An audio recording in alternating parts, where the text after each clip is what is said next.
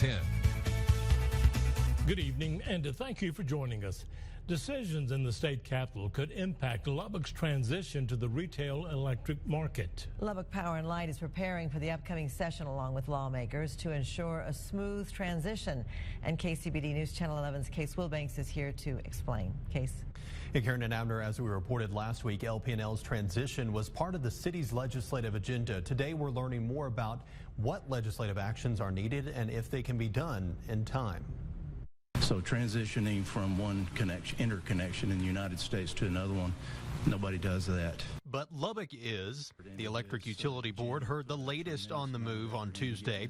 And as Lubbock Power & Light continues to move customers to the ERCOT grid and plans for a transition to the grid's retail electric market, the unexpected has come up. We're going to be the first municipal entity to make this move to the competitive market since its inception in 1999.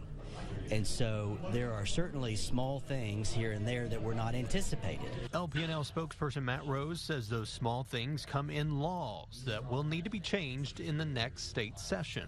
Nothing that will be really major reforms, but things that are really tweaking along the margins so that when we get to fall of 23, we can make sure that we have everything lined out and this transition can go smoothly. Tweaks in consumer confidentiality laws that would prevent LP&L from sharing customer information with ERCOT and the new electric providers.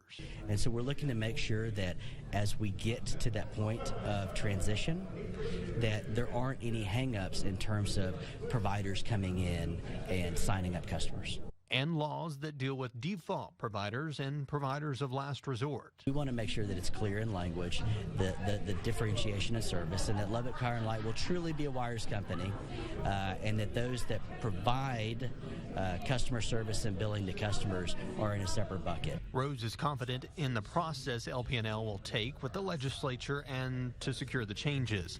Confidence that's also in ERCOT's assessment for the grid reliability this winter. But Rose says better reliability will also require legislative action.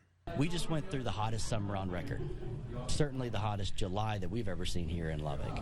And we went through all of that period without any sort of an issue with reliability, and that gives us confidence. But there's more to be done.